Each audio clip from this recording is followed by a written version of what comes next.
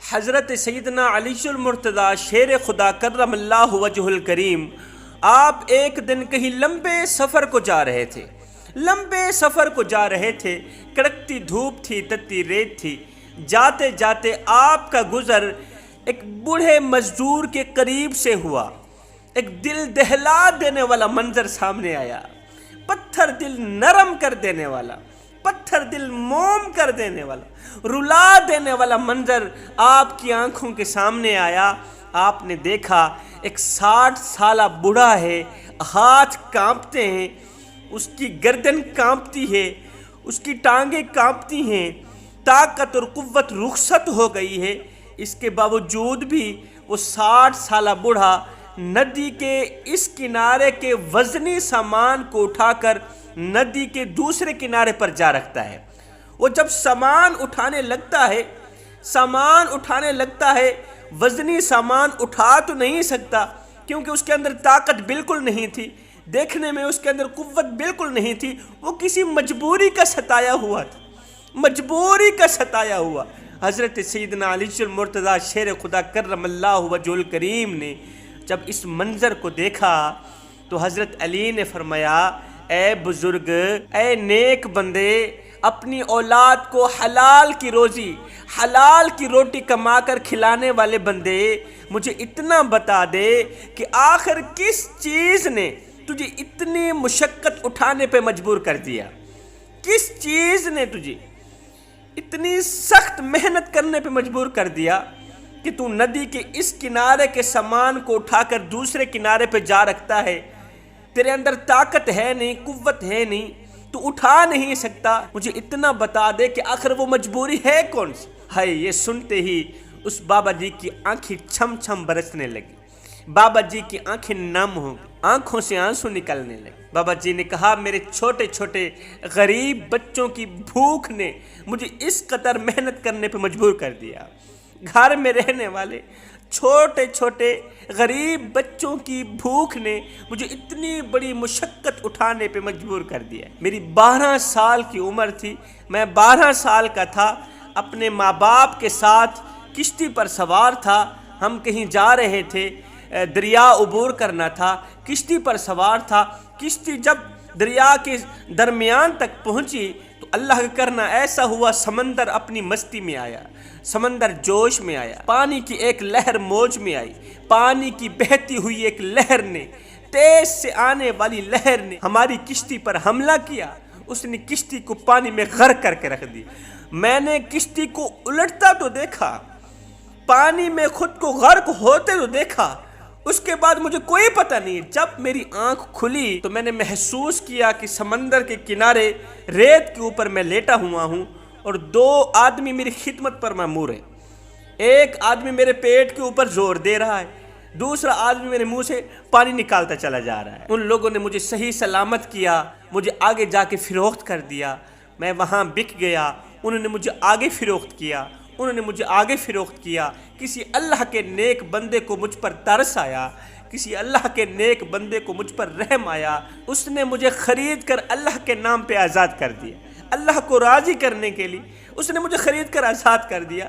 اس کا مجھ پر احسان ہے، اللہ نے مجھے آزاد کر دیا۔ حضرت قصہ مختصر، 12 سال کی عمر تھی، میں محنت مزدوری پہ لگا تھا۔ 12 سال سے لے کر آج تک میں کبھی بھی بغیر مزدوری کے گھر میں نہیں بیٹھا، آزاد نہیں بیٹھا، دن رات محنت کرتا ہوں، دن رات مشقت کرتا ہوں، بوجھل وزن اٹھاتا ہوں، لیکن پھر بھی پوری نہیں پڑتی۔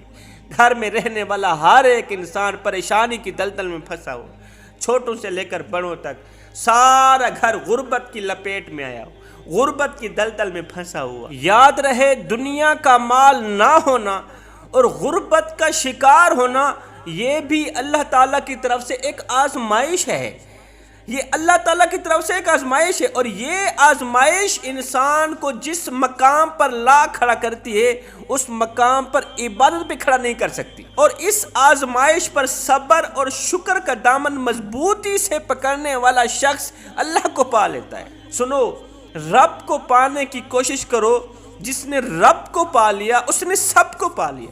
یار، جس نے دنیا بنانے والے، دولت بنانے والے، مال بنانے والے، سونا بنانے والے رب کو حاصل کر لیا، اس نے خدا کی ساری خدائی کو حاصل کر لیا ہے۔ سنو، جو رب کو پا لیتا ہے نا، وہ چاہے تو مٹی کو سونا بنا سکتا ہے۔ جس نے رب کو حاصل کر لیا، جو رب کے قریب ہو جاتا ہے، آنے والی آفات و بلیجات پر صبر کرتا ہے، آنے والی آزمائشوں پر، مصیبتوں پر صبر اور شکر کا دامن مضبوطی سے پکڑتا ہے نا، وہ رب کو پا لیتا ہے، وہ اتنا اللہ کے قریب چلا جاتا ہے۔ اب یہ شخص چاہے تو مٹی کو سونا بنا سکتا ہے، کیونکہ اس نے سونا بنانے والے مالک کے ساتھ دوستی لگا رکھی۔ ایک بادشاہ کہیں جا رہا تھا تو آگے ایک بوڑھا لکڑیوں کا گٹھا اپنے کندھے پہ رکھ کے آ رہا تھا۔ لکڑیوں کا گٹھا اپنے کندھے پہ رکھ کے ادھر سے ایک بزرگ آ رہا تھا، ادھر سے بادشاہ جا رہا تھا۔ جب وہ بوڑھا قریب آیا تو بادشاہ نے پوچھا، بابا بتا تو صحیح تیرا رب کون ہے؟ جیسے ہی بادشاہ نے کہا نا، بتا تو صحیح تیرا رب کون ہے، تو اس بزرگ نے کیا کیا، لکڑیوں کا گٹھا زمین پر رکھا، آسمان کی طرف دیکھا، عرض کی میرے مالک اور میرے کریم رب، اس لکڑیوں کے گٹھے کو سونا بنا کر اس بادشاہ کو تو خود ہی بتا دے کہ میں کون ہوں۔ اس بادشاہ کو خود ہی بتا دے، لکڑیوں کے گٹھے کو سونا بنا کر کہ تو رب کون ہے۔ ابھی اس کی دعا ختم نہیں ہوئی تھی، بادشاہ نے جب لکڑیوں کے گٹھے کی طرف دیکھا تو وہ سونا بنا پڑا تھا۔ حیرت میں مبتلا ہو گیا کہ لکڑیوں کا گٹھا دعا کے صدقے سونا بنا پڑا تھا۔ اب بزرگ نے آسمان کی طرف دیکھا، مالک اس سونے کے گٹھے کو لکڑیاں بنا دے، تو فوراً ہی وہ سونے کا گٹھا لکڑیاں بن گئی۔ بزرگ نے اس گٹھے کو اپنے کندھے پہ رکھا، یہ کہتے ہوئے چل دیا کہ یہ ہے میرا رب جس نے سونے کو لکڑیوں کو سونا بنا کر دکھایا ہے۔ اس جانے والے بزرگ سے بادشاہ نے کہا، بزرگ میاں بتا تو صحیح اتنا بڑا خزانہ آیا کہاں سے ہے، اتنی بڑی بزرگی کہاں سے حاصل کی ہے؟ تو اس بزرگ نے کہا، جب سے میں نے اللہ کو حاصل کیا ہے نا، اللہ نے اس جیسے خزانے کو میرے قدموں کی دھول بنا دی۔ جب سے میں نے اللہ کو حاصل کیا، جب سے میں نے رب کو حاصل کیا، اللہ نے اس سونے جیسے خزانے کو میرے قدموں کی دھول بنا دیا ہے۔ مجھے اس خزانے کی ضرورت ہی نہیں ہے، کیونکہ میں غربت کو بہت زیادہ پسند کرتا ہوں، میں غربت کو بہت زیادہ لائق کرتا ہوں۔